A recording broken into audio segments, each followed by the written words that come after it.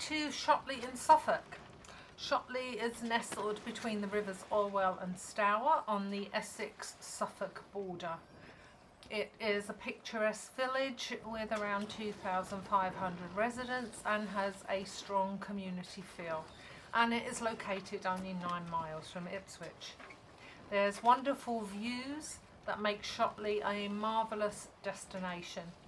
If you add the history and culture gained from its 2 war cemeteries at St Mary's Church, which is maintained by the Commonwealth War Graves Commission, and the HMS Ganges Museum at Shotley Marina, then you have a wonderfully interesting area to explore. Shotley's flat, tranquil landscapes makes it an idyllic place to go walking or spend a gentle day on your bike. I'm sure the dogs would love it too. There's lots of well-marked trails that take you across the peninsula from river to river. Shotley is proud to be the first Walkers Are Welcome accredited village in Suffolk. This accreditation was achieved with thanks to Discover Suffolk and the Coastal Access Team. Footpaths, resting spots, viewing points and other facilities are well signposted and maintained.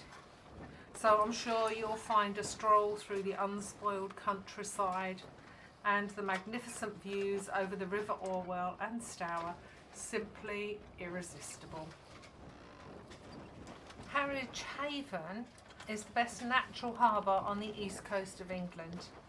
It's on the north bank of the River Orwell at the port of Felixstowe, and it is the UK's largest port, handling 40% of all containerised trade. Harwich International Port lies across the estuary to the south shore of the River Stour, and Harwich hosts a busy ferry and cruise liner terminal.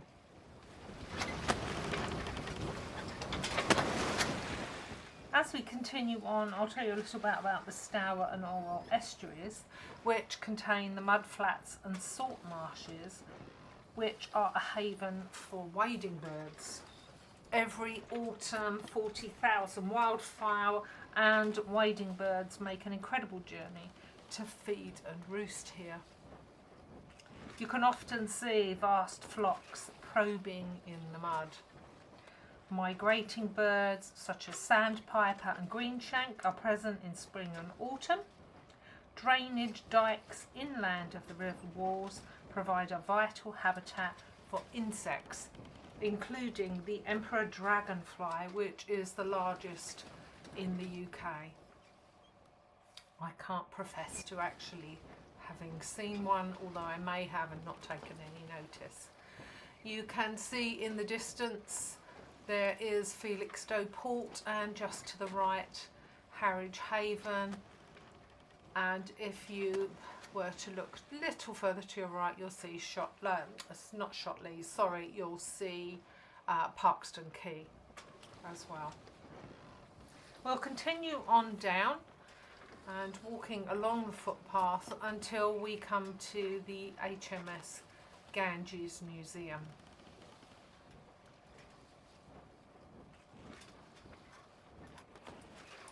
As we continue on, I'll tell you a little bit about Shotley Heritage Park, which is at Shotley Gate, and for this I'll include the address in case you wanted to drive there. Shotley Parish Council purchased 8 acres of woodland and 50 acres of foreshore, which is adjacent to the River Stour at Shotley Gate. Baber District Council, Suffolk Coast and Heaths Area Outstanding Natural Beauty, and the local county councillor all contributed to fund the purchase. This community recreation area has outstanding views of Parkston Quay, Harwich, and across the River Stour to the county of Essex.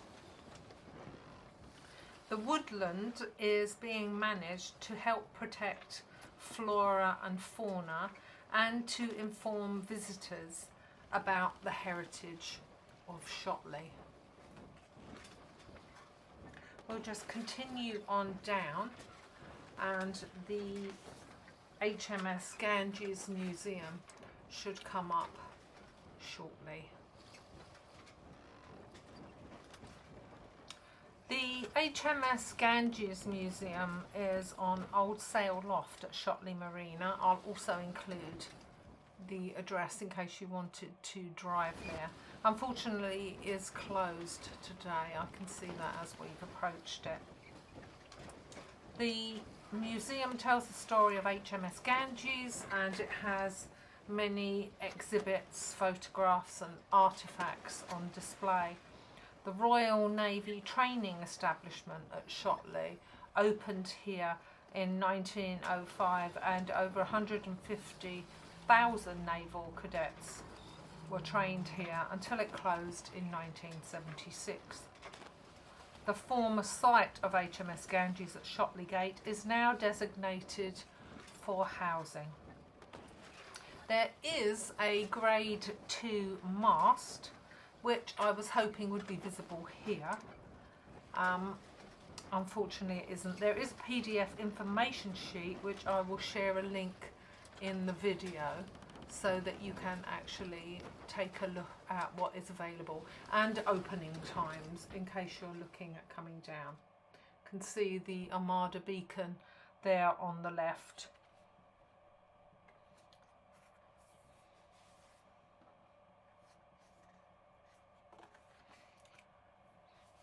As the museum isn't open, we'll continue on walking down, back, retracing our steps. As we do, I'll just tell you a little about the Golden Wood and Wildflower Meadow, which sits on Orwell View Road. This is a community woodland, and it was established in 2004 and managed by the local people. So it's really nice. You can see how important the area is to the local residents.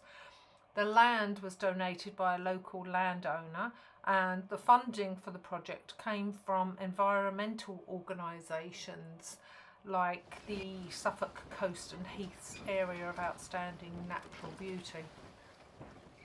Local children have planted native trees and hedges, and Shotley Gate sits at the tip of the Shotley Peninsula where the rivers Orwell and Stour meet. This has walks so you can visit a peaceful countryside, and it offers views of the docks at Felixstowe and Harwich. You may also see some of the largest ships in the world manoeuvring in the harbour there. Golden Wood and Wildflower Meadow is a community woodland project in Shotley, and it was created as part of the Viking Forest project to foster local community engagement and wildlife. Now, as we're coming down here, I can see on the right hand side the HMS Ganges mast.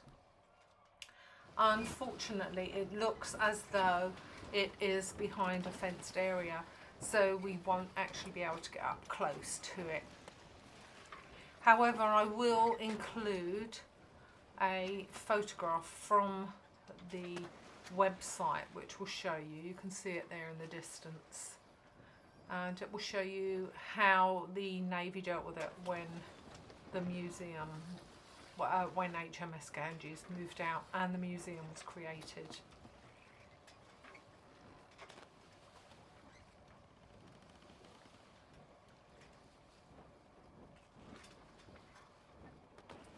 Now, the Wildflower Meadow is a managed area, and it has lots of planted trees and wildflower meadows designed to increase biodiversity, and the site offers public access, including lots of walking trails and focal points for local environmental and community activities.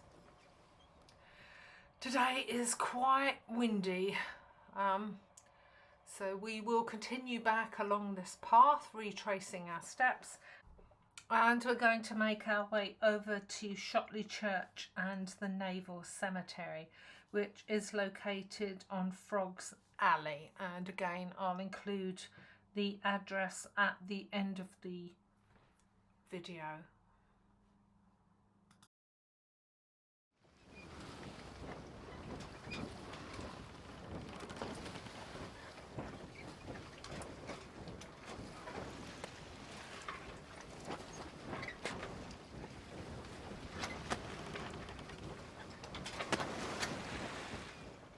As we come along here, I can see we're approaching the pub, and it seems like attached to the pub there's a little tea room. We'll have a look at what that's called as we approach it. Doesn't appear to be open at the moment, but it is still rather early, and it could be that it's closed at this time of day. This is the Bristol Arms tea room, and alongside is the Bristol Arms pub, and both appear to be closed. We'll continue along here. There seems to be a picnic area ahead, so we'll take a look at that. I doubt we'll have anybody picnicking today, but you never know. Us Brits are resilient. We don't let the weather keep us inside, so who knows what we'll find. Look at the signpost here on the corner. You can see it says Shotley Picnic Area and HMS Ganges Museum, where we've just came from. Oh, someone's in a hurry to go by. Promised a walk, no doubt. So this is a lovely place. If you wanted to bring your lunch and sit out and look over the river, pretty well idyllic.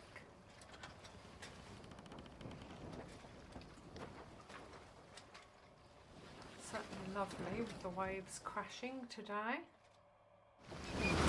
As I expected, nobody here, although there is an information board here which will tell you a little bit of information about the Suffolk coasts and heaths.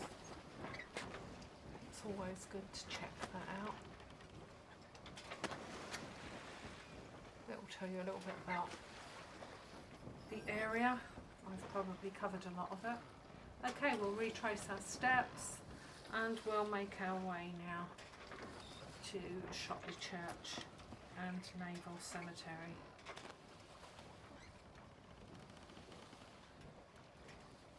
Certainly a lovely area, definitely worth a walk. The sky looks fantastic today, although it's incredibly windy.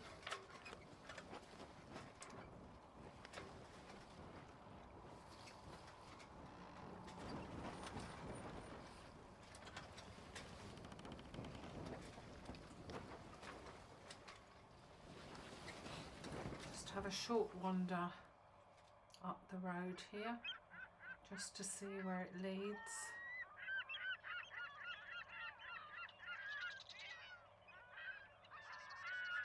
Up into the village.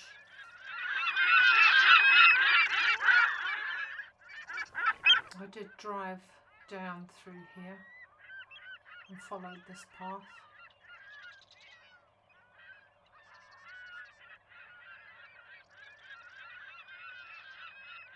Someone, clearly a patriot, has painted the St George's Cross on the hood of their car. Always good to see a little bit of patriotism. So here we are at Shotley Church and Naval Cemetery. The church is located on high ground and it is some way from the village, so you may want to drive unless you're on your bike. St Mary's Church dates from the 1400s.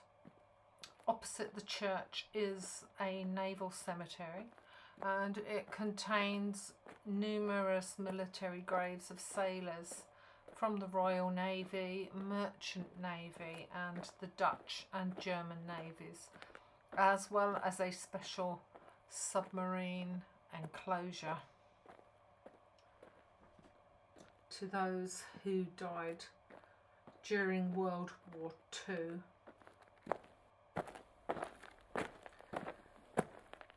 St Mary's Church here has a history dating back to at least the Domesday Survey of 1086, with its current nave and aisles built around 1300. The church's tower was constructed from local septaria stone, and that collapsed around 1638 but was later rebuilt. The chancel was rebuilt in a classical style in the 1740s, and it created a striking contrast with the medieval nave, which features a 15th century hammer beam roof. We'll just take a look round to see if the church is open. If so, we'll go in and have a wander round.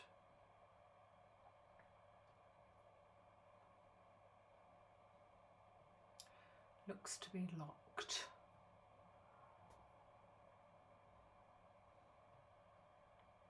Septaria stone is considered a protective stone that releases negative energy and emotions.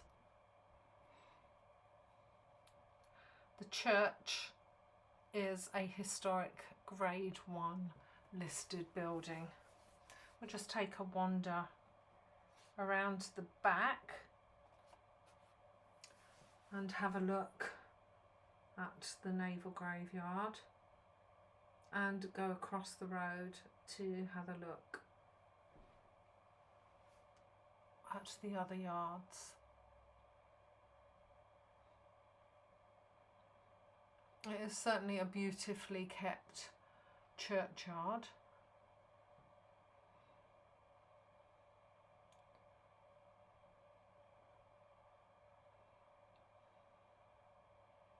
If you have to have a resting place, this is certainly a lovely one, surrounded by the rivers.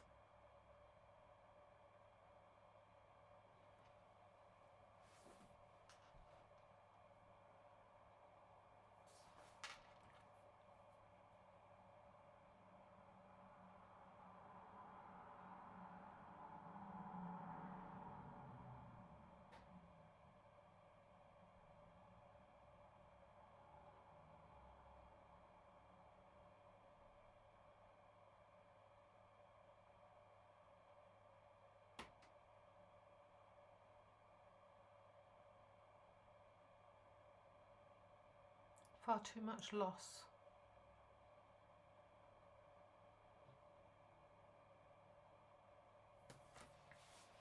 Makes you wonder if we'll ever learn from it.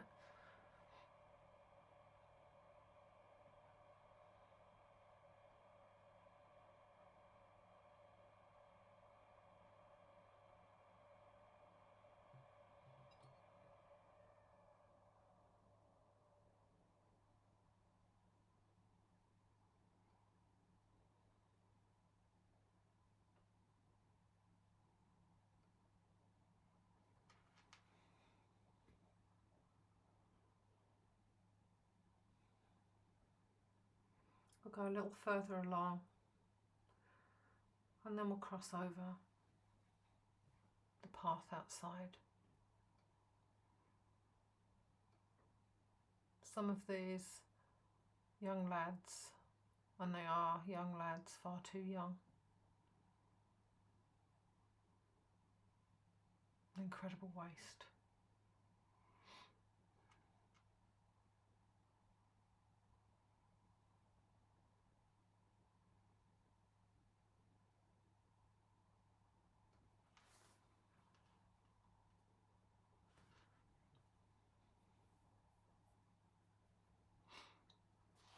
Retrace our steps back.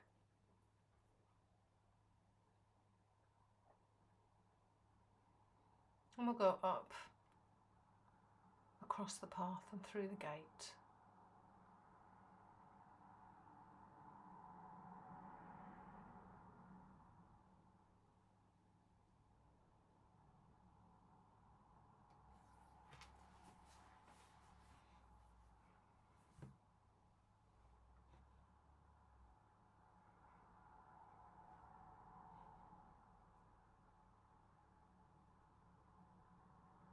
And this leads out onto the road up to the church. It is a narrow single lane road, so if you are walking, take care. Equally if you're cycling.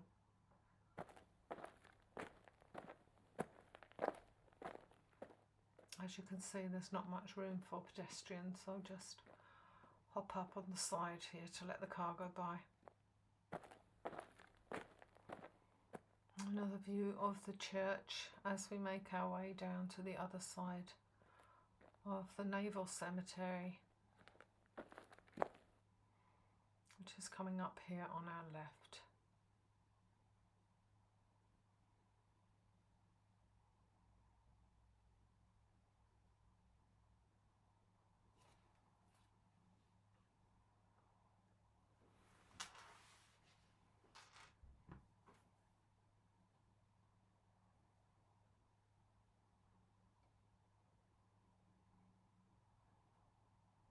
We'll make our way back up the path and round to the car park through the churchyard.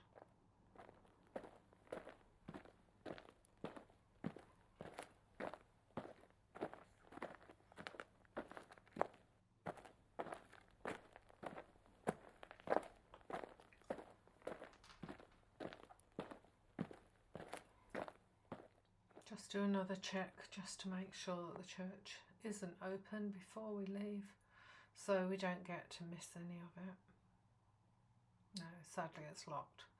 It's a shame that we have to keep churches locked up during the day now.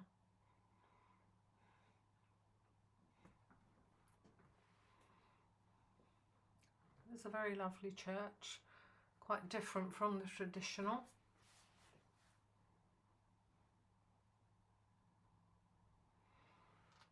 You can retrace your steps back down along this path.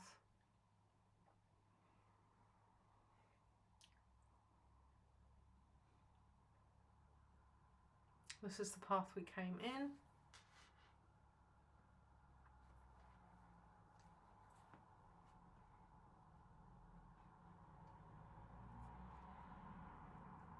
And back down to the car park. You'll notice this as you come up the road. There is this little circle at the end of the road, and that will lead you in to the car park.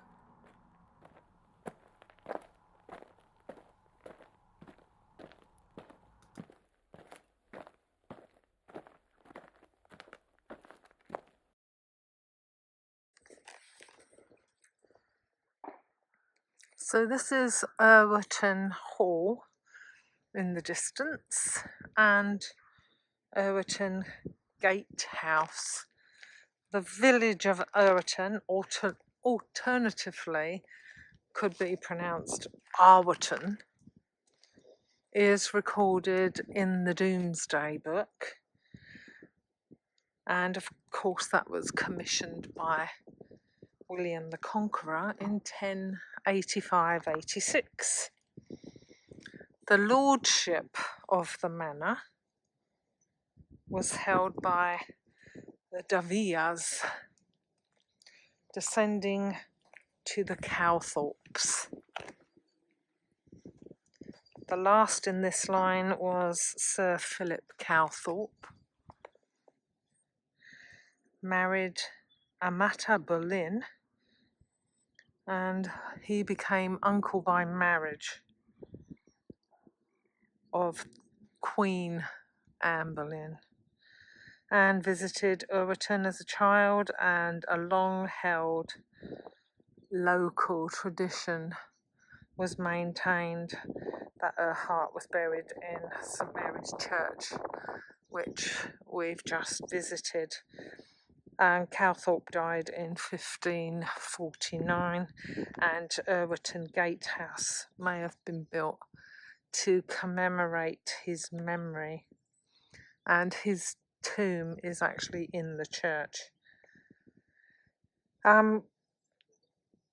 Claims to the stories of Anne Boleyn's heart being buried in the war have been substantiated, and that was done in sort of 1836 when restorers working in the church discovered a heart-shaped casket in the chancel wall of the church, and it was full of black dust, of course, because it's 500 years, so there's not going to actually be a heart left in there. And they just presumed it was the disintegrated remains of Anne Boleyn's heart, and they reburied it in the Lady Chapel vault beneath the organ. And where there is a burial spot, there is a plaque. Unfortunately, we couldn't go into the church today to see that. But as you can see, the house is quite grand, Tudor looking, and the gatehouse is just, well, ostentatious, really, over the top. But that's what they did back in the day. The Erwarton Gatehouse belongs to historic England, suggesting that a strong central gate was never installed and that the gatehouse has always stood in isolation without an encircling curtain wall. Well, there seems to be like a curtain wall here, but it's a very low wall.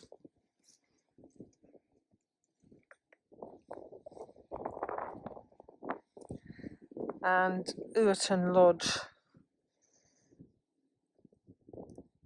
from the Tudor era.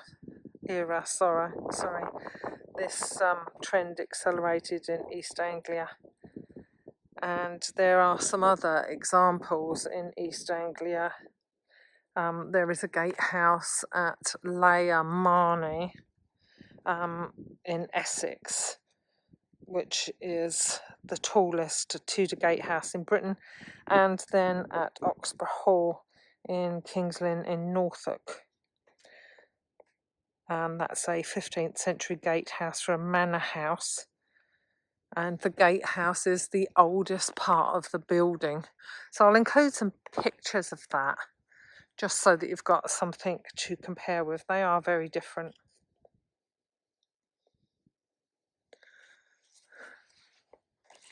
Very grand indeed. The hall has 2 stories with attics, also in red brick, and under a tiled roof.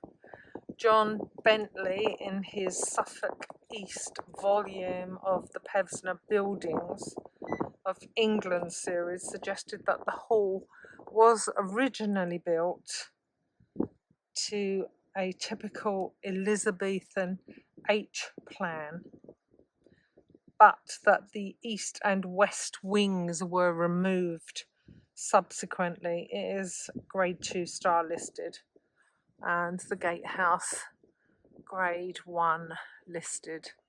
Definitely a very beautiful property.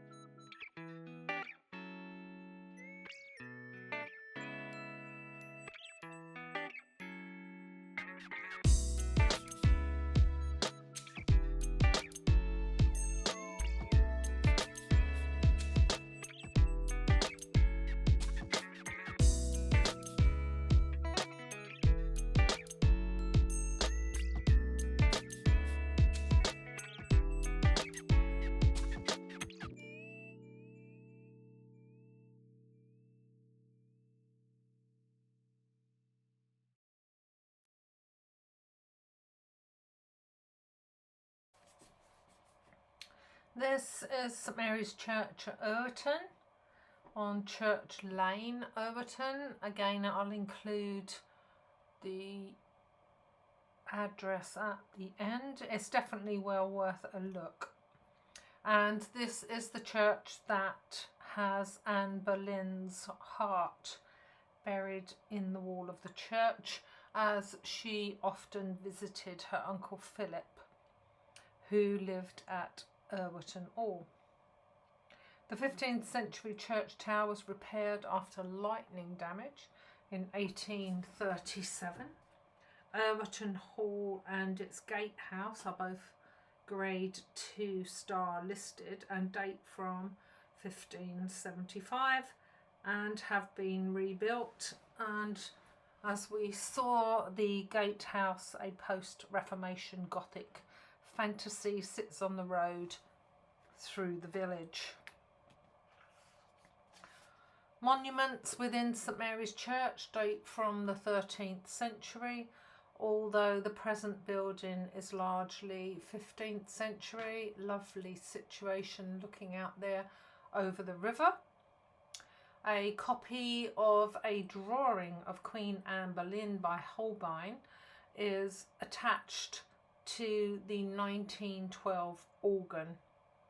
Under the organ is a note stating, after her execution in the Tower of London on the 19th of May 1936, it was recorded that her heart was buried in this church by her uncle Philip of Erwarton Hall. In 1837, a leaden casket was discovered in the church, which by tradition is believed to contain Anne Boleyn's heart, although there was no inscription. The church baptismal font is adorned with a rather distinctive example of a Tudor rose. The church tower was strengthened in the 1800s after the damage by lightning, and although repaired, it was in desperate need of repair again in 2012, which I can assume has been done because it's looking quite handsome right now. It is a very fine looking church located in the village of Erwarton. Definitely worth stopping by and having a look.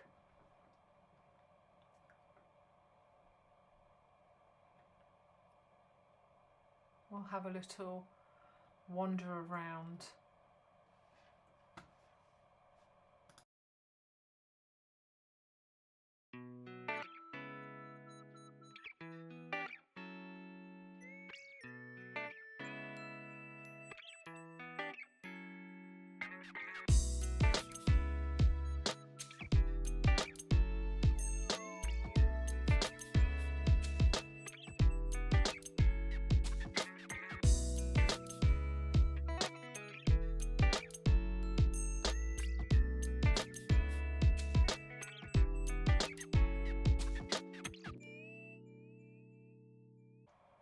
This is truly a beautiful area. You can walk through here. There isn't much traffic at all.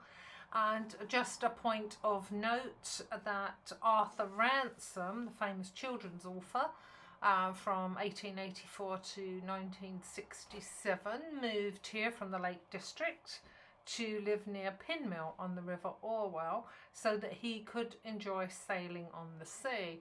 And in We Didn't Mean to Go to Sea, in 1937, he immortalised life on the river in the 1930s, and many of the locations he described in his book can still be enjoyed today. Notably, one of his most famous books being Swallows and Amazons, which turned 90 years old this year in 2025. So if you fancy reading it, now's a good time. Well, I thought I'd finish this video as I was on the way back from Shotley, and just before I approached the Orwell Bridge, to give you a view of the River Orwell and its beautiful surroundings. It really is a lovely part of the world here in Suffolk. There is so much to see. Definitely take the time to come out and make the most of it. Enjoy the walks. Enjoy Shotley Village. If you travel down here by car, there is a lovely pub just around the bend here called the Freston Boot. Definitely worth a visit.